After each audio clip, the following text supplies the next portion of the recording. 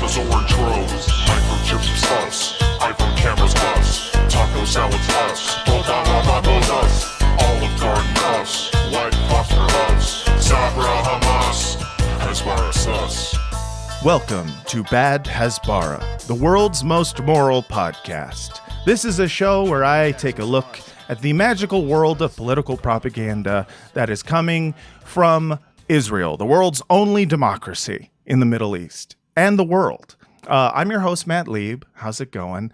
Very excited to have you guys listening to this brand new show. This is a little side project that I'm doing, mostly because if you know me, which I assume you do, because why the hell would you be listening right now? You know that I mostly talk about The Sopranos and The Wire and movies and whatever my podcast co-host Vince Mancini is talking about that week. And I decided that, like, rather than kind of like taking up a huge portion of the Frotcast, me just ranting about Israel, I felt like it would be better for me to just kind of like do a weekly update podcast, weekly or bi-weekly. I don't know. It depends how many times I feel like doing this a week. I got a lot of shit. I got a fucking baby. I got a fucking, wife. I got other podcasts and stuff, but semi-regularly keeping people who are interested abreast of what's going on with Israel's latest incursion into Gaza, which is something that I think we should all be keeping an eye on, personally. And I think more and more people are interested in keeping an eye on it because for the first time in my lifetime, people are like, seems weird, seems strange. And the justifications for it seem like bullshit, which is heartwarming to me as someone who's talked about this a lot for a very long time. So what is Hasbara? You're probably asking. Hasbara is a Hebrew word. It loosely means shit that I just made up to explain why that thing you saw isn't actually what you saw, and what you actually saw was this other good thing. Now go to sleep, little boy. You're tired. Honshu, honshu. It is, in short, propaganda. It's PR. It's narrative control. It's Hasbara. But specifically, Bad Hasbara. Like, right now, I gotta say, I've never seen such out-of-touch Hasbara. I mean, I'm talking about shit like, killing thousands of people, and then a couple days later having someone in the IDF in his full-on fatigues and a tank holding up a gay flag. Something like that maybe might have worked, I don't know, post 9/11, the 90s, something like that. But for the first time ever, I'm like, oh, the PR people are asleep at the wheel. Clearly, maybe they've just gotten so used to decades of acting with impunity, decades of their leaders having a get out of the Hague free card. They've realized, they've gotten lazy. They've stopped kind of keeping up with whether it's social media or whether it's Western sentiment. I don't know, but they are clearly not in control of the narrative the way they used to be. And me, personally, I believe that's a good thing because a lot of lies happen. And I like to explore those lies because they're very funny. Now, they're also very sad. I understand for a lot of people listening, this is also an incredibly tragic thing. And it is to me, too. But I think it's also important in this time of sadness to remember that there are people out there in Israel who think they are doing modern 2015 style BuzzFeed identity politics correctly. And that is just very, very funny to me. I mean, it's great. Listen, a lot of really funny shit has come out of this tragedy, mostly on the propaganda angle. Like, you guys remember, I don't know, like, there was the rap music video that they made where the Israeli guy was like, we're going to kill Dua Lipa. That was fun.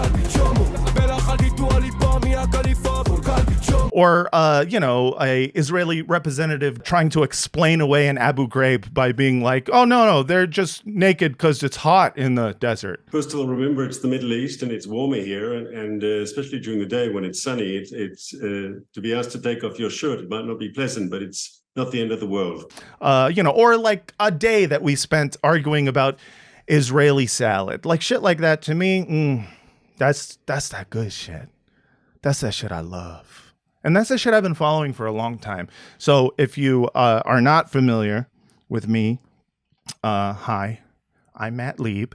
I am a secular anti-Zionist Jew who basically grew up with no religion, but believing that Israel was the place that we would go when eventually the Nazis came back in power. And so grew up with kind of, I would say like a vague generalized Zionism where it was just kind of like, yeah, Israel, that's the place to go. That's our land. And, it really wasn't until like years later that slowly, piece by piece, the narrative of, Israel as this savior of Jews started kind of being pulled down. The more I learned, the more I was like, oh, this is strange. And, as a result, eventually, I kind of came to the conclusion like, oh, shit, I think Israel might be bad. I feel like they might be doing apartheid. And I knew that. I was like, apartheid's for sure bad because I've seen movies about that. And movies usually, that's how I know what's bad. And then, as I kind of like grew up and like started realizing, sort of like the veil started kind of lifting, I started getting more and more angry at the idea that people were being punished and, like smeared as anti-Semites for talking about it at all in any kind of negative light. And the more that happened, the more I realized that it was like, I don't know, part of, one of those like instances where I went like, oh yeah, this is something that I can speak on and have at least somewhat be taken somewhat in good faith because of the fact that I'm clearly, I am not advocating for the death of my own people, my own family, and whatnot. Whereas like, in general, people who are, especially in this country, who are not just not Jewish, but if you're black, if you're brown, if you're an immigrant, you're very quickly it is smeared as an anti-Semite if you talk about this at all. And so I realized that, this is something that needs to be talked about. And if I can do it, then why not? I'm going to do it. Some people don't want to talk about it because they're afraid. But here's the thing. I already don't have an agent. So I'll be fine. So this podcast is going to be a series of conversations with some Jewish and Palestinian homies and activists and comedians and journalists and smart people. And, we're going to follow what's going on with Gaza. We're going to follow all of the PR, all of the narrative control that's happening. And just in general, we're going to, talk shit and have like a cathartic good time. And of course, if that's something that you are like, I would like that. This is a podcast for you, dog. This was supposed to be just kind of like, I was going to like record a trailer, but the runtime is a bit longer than a podcast trailer. So I guess I'll give you an example of why I've been interested in Israeli propaganda for so many years. Like for me, where it all happened was when I went on Birthright. If you don't know what Birthright is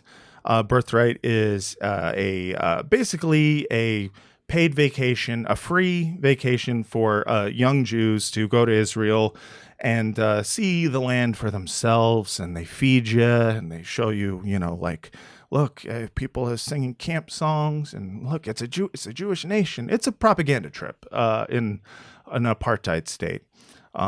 It's a Jewish breeding program as well. They really want you to fuck, and they make that pretty fucking explicit, which is weird, but also when you're horny, it's pretty cool. But my trip was interesting because I came in knowing that,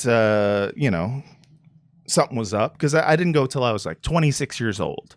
And so at 26, I had been through college and I'd had a little bit of an awakening around Palestine, but not enough to be like, boycotting going on Birthright.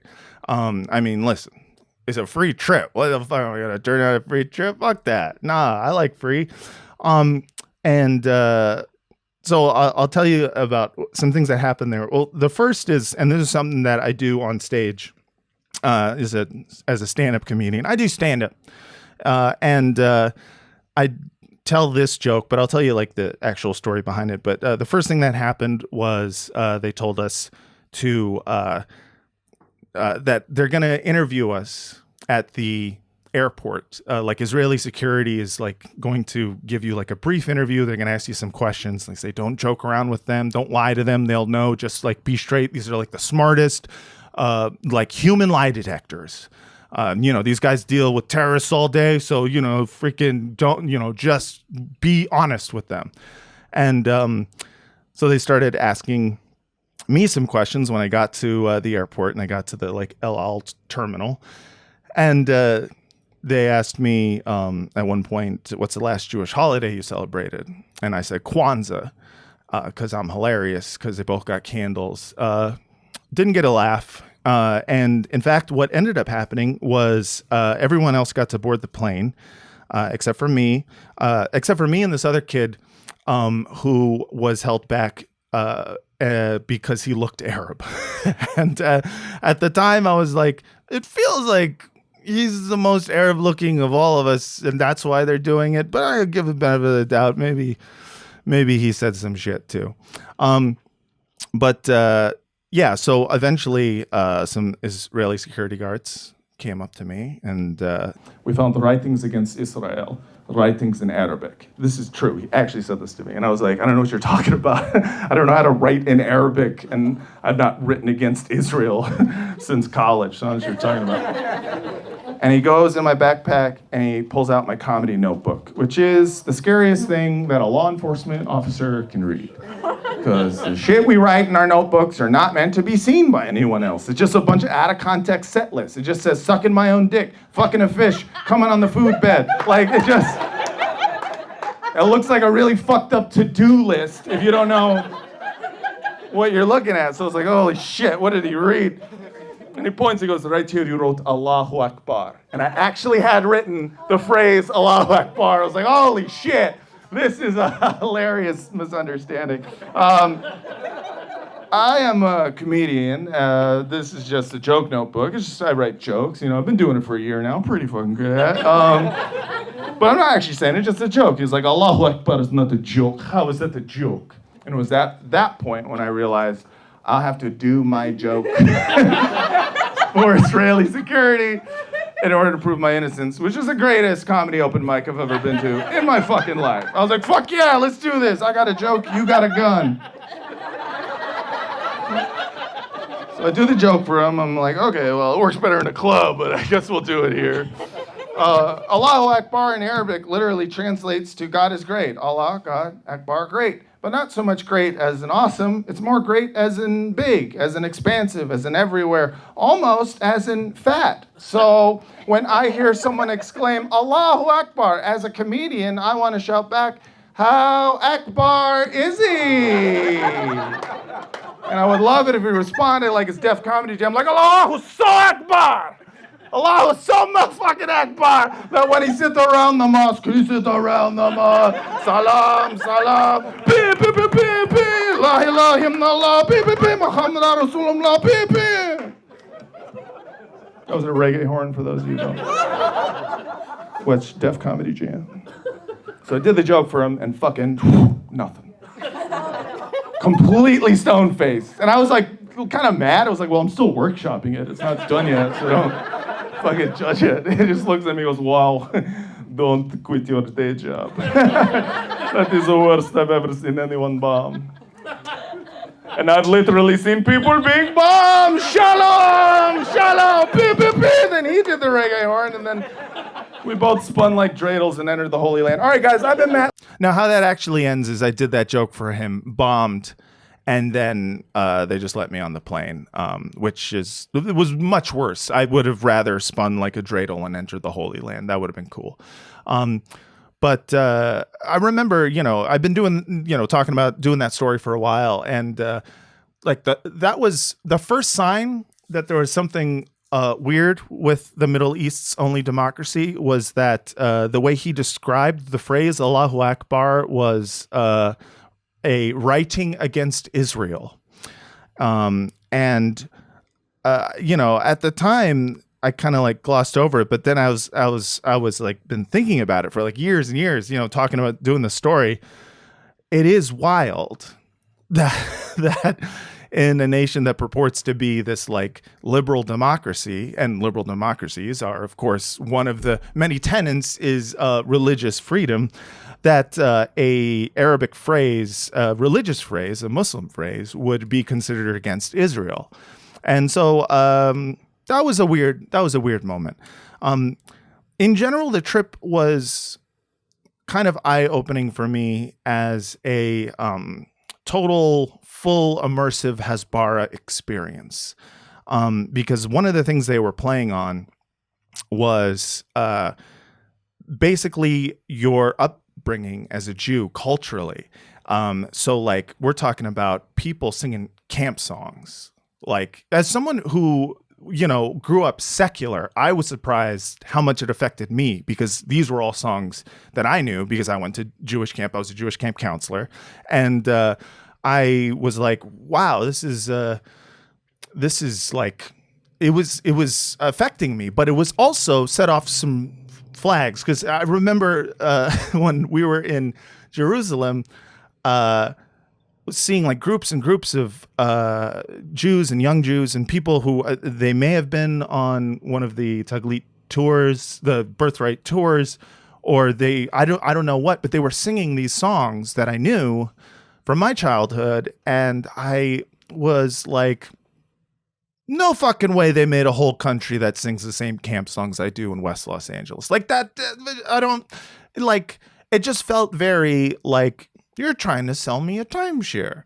And that was kind of the trip. It was playing on a lot of emotions, and it was playing on a lot of like, traumas, Jewish traumas, a lot of fears that we have about the rest of the world and how they view us, and how we're never safe, and how we can only be safe amongst each other, which is, very effective when you grow up thinking that. And you go to a place that the state's line is essentially, yes, you're right to be paranoid. But it was also, beautiful because, there is thousands of years of Jewish history that does exist in the land of Palestine. And so you are seeing that. And it is effective for I think any Jewish person. But there were other moments that really like brought it home. Like one was we were on our way up to, I think, Haifa, which is in the north of Israel. And we stopped off, our bus was getting gas, and they explicitly said, go into the gas station, like the store, the AM PM, but in Hebrew, and talk to people, ask them, what's it like in Israel and stuff. And I was like, oh, okay. So get there, I'm buying some, Israeli candy or whatever, and I'm at the counter, and I was, the guy at the checkout, was standing there, and I was like, so, he was a young guy, he was probably like in his 30s. He looked approachable, brown guy, assumed like Arab, maybe Mizrahi Jewish, I don't know. And I go, so you live in Israel? So what is it like here? And, he spoke perfect English. And he goes, well, I'm a gay Palestinian. And you can't be gay in Gaza. You can't be gay in the West Bank. Like in any Arab state, I would be dead. So for me, Israel has been a safe haven, not just, as someone, living in a democracy, but as for someone who's gay, it's a safe haven to anyone in the Middle East who is being oppressed. And I was like, no fucking way. No, nuh-uh. No normal person enters into any conversation with, so I'm a gay Palestinian. It was so salesman-y. I was like, this is no. Any other place you would go, if I were to talk to a young guy and he happened to even speak English, in a foreign country in the Middle East, and I was like, so what is it like living here? Their answer would be, are you buying or are you not buying? Like, what? What is this? This is not a fucking meet and greet. I'm not here to make friends. I'm here because I don't leave until 4. Why would you? It was just so clearly, I don't want to say a plant, but it was so clearly, it just felt very North Korean. You know what I mean? Like, or at least what the media says North Korean propaganda is. Go there and everyone's just like, we love it here. Of course, at this point, I'm like, what if everything they're saying about North Korea is a lie? I don't know. Doesn't matter. I'm not going that far because there's only so much I can get into breaking down Western media narratives before you end up just a fucking crazy person at a bus stop just being like, the moon landing's fake. But for me, that was like such a clear moment of like, oh man, this is a really well thought out trip, and of course, subsequently, obviously, as I got more and more into the kind of the activist space around Palestinian freedom, I've met a bunch of gay Palestinians, and none of them are like, the one good thing about Israel is that they wouldn't kill me for being gay. Yeah, they would just kill them for being fucking Arab Muslims. It's just like, this is the identity politics there are a little heavy-handed, a little on the nose, and a little bit tone deaf, which is a lot of what this show is going to be about. Last thought about my trip to my Birthright trip that I got to go because I was born with a sufficient amount of Jewish blood in order to kick a Palestinian family off their land. So the trip ended with this giant arena party. It was like at an arena, like maybe 20,000 seats. I don't know. Maybe 10. I don't know. I didn't count. And there's all sorts of acts, just different. There's speakers, there's rappers. My favorite was this duo of Israeli rappers who were, singing a song in which they were talking about all the shit that Israelis have invented. They were like, we invented the cherry tomato, and we made ways. we did the first heart stent, and shit like that. Or you're just like, cool, okay, good. I don't know what to tell you. It was just an interesting song for a hip hop song. Just bragging. I mean, I guess that's, a lot of hip hop is bragging about what kind of car you got, what kind of ladies you have.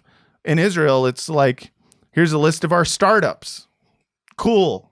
And so, we're watching this and it's getting more and more ridiculous. It's very much feels like a corporate mega event where you get all the branches from, this giant corporation together. And then, after, some overpaid rappers and some shitty catering and you see the executive vice president's giving a speech talking about all the great achievements of the company and how this year we made the most money that we've ever had in Q3. It ended with the last speaker was the CEO of Israel, Benjamin Netanyahu. Literally, Bibi himself came out to thunderous applause because, big surprise for all the 20-something American kiddos to see the Prime Minister of Israel come out and give a speech. And it was like the speech was just like, welcome home. Are you going to come here? Are you going to, meet a nice boy? Are you going to make some baby? We need your babies.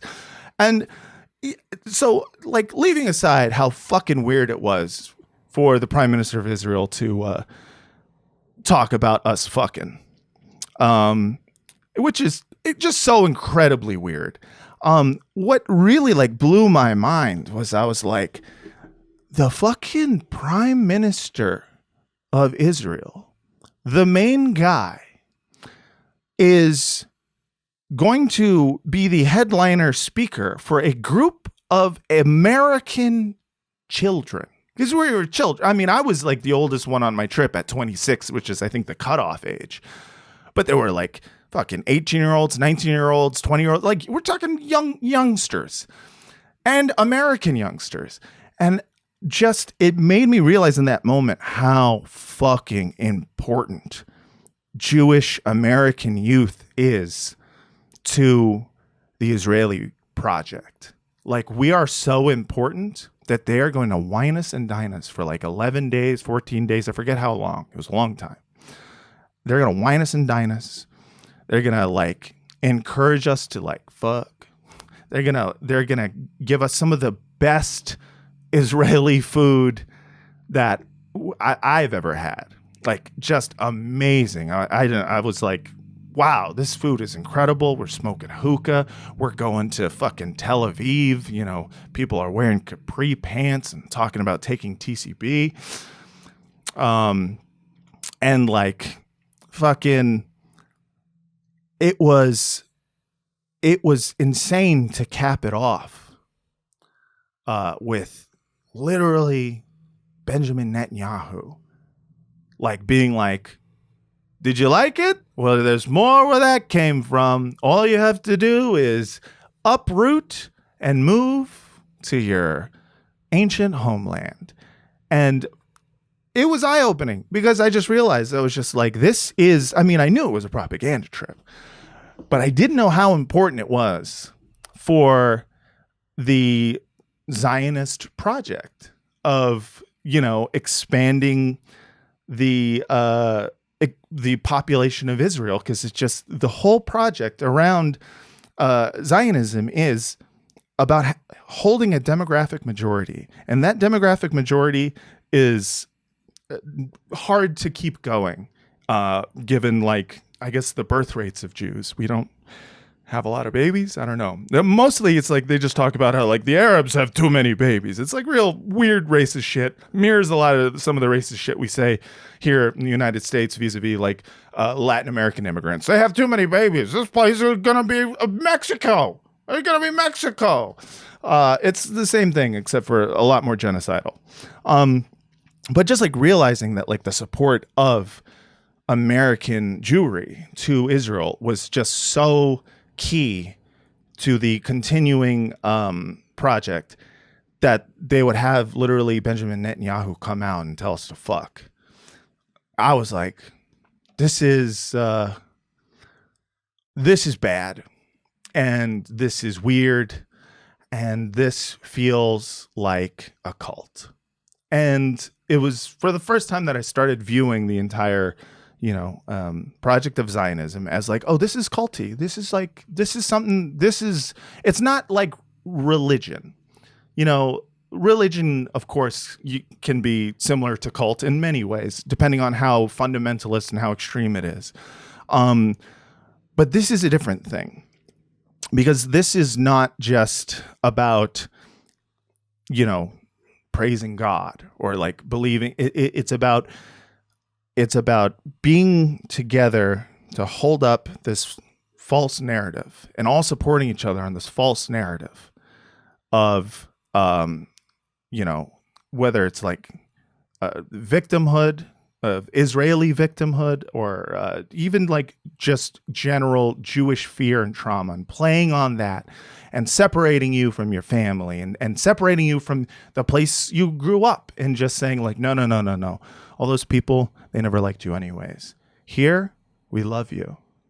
Come here. Look at all these soldiers. look at how hot they are. Some take their titties out. Here, we wear bathing suits, fucking bikinis, you know? I'm talking about hot babes, you know? And like hot Israeli men, you know, with the strong muscles. They're only like 5'2", but they're hot. And so it just like, it was a cult feeling, you know? It felt like half sex cult, half timeshare, you know, half, well, there can't be three halves, but you know what I'm saying? It's like it's a timeshare mixed with a sex cult, mixed with like trying to sell us NFTs. And, you know, just realizing that this whole thing is built on making you believe this narrative about your connection to this land being so important that, you know, you got to allow Israel to do what it's got to do. You know, you got to allow it to do ethnic cleansing. You got to allow it to finish the project of ethnic cleansing that was left unfinished in 1948 and unfinished even after 1967 when they started the occupation of the West Bank and of the Gaza Strip. You know, like this is all for that. The whole thing, you know, the feeding me, the, you know, making me milk a cow at the kibbutz, the, you know, having every soldier who was with us on the trip be like super hot. They're just so beautiful. Like all of it is just meant to allow you to either to have you move there or to have you come back and go like, I've seen this place for myself. You know, no, I haven't seen Hebron. No, I haven't seen Gaza City. I don't need to see those places. But I've seen Jerusalem. I've seen the Masada. I've seen Tel Aviv. You know, I've seen a gay man taking 2CB and having his dick sucked right there at Ben Gurion Airport. I didn't see that, but you know what I'm saying. And I know it's okay. It's good. You know, what they say are lies. Everything everyone else says is lies. Everything that they say is the truth. That shit to me is too much. That shit to me is like something that I'm against. I'm vehemently against for a multitude of reasons, which we will get into once this podcast starts. You know, this is just this is not even episode 1. This is like episode, you know, 0.1. You know, this is just me kind of wanting to put something out and just say, hey, I'm going to do this thing. If you want to listen to it, you can. If you don't, I don't give a shit. Like, probably very few people are going to listen to this anyways. It doesn't really matter to me. To me, the point is that I like to have these conversations with the homies. And I like that it's cathartic for us. And sometimes, maybe not this time specifically, but sometimes we say something funny. And I think it's going to be important for my mental health to try to not compartmentalize, but to try to like get a lot of this stuff out. And to, I think, enlighten some of the audience to like, listen, I've been talking about this shit for a long time and I've been reading about this shit for a long time. And I know that a lot of people feel uneducated around this stuff. And I don't want you to constantly feel that way. So a lot of this podcast is also going to be giving you a little bit of education, giving you a little bit of context outside of the kind of like regular ass 24-hour news network media narratives, not just about what's going on now, but also about the past and kind of like the various lies they tell about, where they just kind of repeat the Israeli talking point, you know, from, you know, the Oslo Accords and how, you know, we gave Palestinians a state and they rejected it to, we don't even occupy Gaza because we left in 2005, you know, and it was so sad. And we watched as they kicked the settlers out of Gaza. And what did they do with it? What do they do? You know, like all this bullshit. And right now you're like, I would like to get into why those are bullshit, but just because this is 0.1, this is the first half episode, I can't get into all of it right now. Yeah, you know, like just, I want people to learn a little bit more about it, because I feel like a lot of people, if they learned more and they felt a little more confident in like what they do know about it, they would feel a little bit more confident about looking with their eyes at what they're seeing and going like, yeah, that is wrong. I was right. I knew it was right. I knew that killing kids was a bad thing. I knew it, but I wasn't sure. I wasn't sure because whenever they would kill a bunch of kids and I would see it on the internet, there would always be someone who would say like, you know, no, but you're Hamas if you think that's sad. And I started going, oh shit, maybe I'm not educated enough to know why it's okay to kill all those children. There's probably a good reason. I just don't know because I'm stupid. You're not stupid. You're probably, I mean, if you're a listener to any of my other dumbass podcasts, you're only a little stupid, but you're actually a lot smarter than most podcast listeners because you're beautiful and I love you. So yeah, I'm going to be talking about, different segments that will include kind of like, other than updates of what's going on in Gaza, we're going to talk about the different Hasbaras that we have, that are really having a moment right now. We got Rabbi Shmuley Botich. I gotta figure out actually how to pronounce his last name. I can't imagine it's actually pronounced Botich, but that's how it's spelled. John Podhoretz, Dennis Prager, Hen Mazig, like these guys, you will hear all about these wonderful, wonderful Hasbaras who are just filled with such beautiful, beautiful talking points. Richie Torres, of course. And then, we'll also get into some, some Israeli history, some kind of like maybe recontextualization of exactly what happened in these various talking points that people bring up. And then just kind of see how the Western media continues to spin it and see the moments in which they don't, because a lot more of that has been happening recently. And it's been pretty great to watch. So follow this show, listen to it, subscribe now. We're going to be putting out episodes, of course, on the regular, like on the Fraudcast feed, for everyone who wants everything all in one place. Go to patreon.com/Fraudcast and, sign up and pay and you get everything. $5 or more and you get all the episodes of every show that we do. Or you can sign up for free. And you still get this show, or you can just subscribe on whatever podcast app you have. Bad Hasbara, the world's most moral podcast. Please listen and enjoy. Push-ups was us. Krav Maga us. All karate us. Taking Molly us. Michael Jackson us. Yamaha keyboards us. Jar Jar Binks not us. Andor was us. Heath Ledger Joker us. Endless Breadsticks us. Happy Meals was us. McDonald's was us. Being happy us. Bikram yoga us. Eating food us. Breathing air us. Drinking water us. We invented all that shit.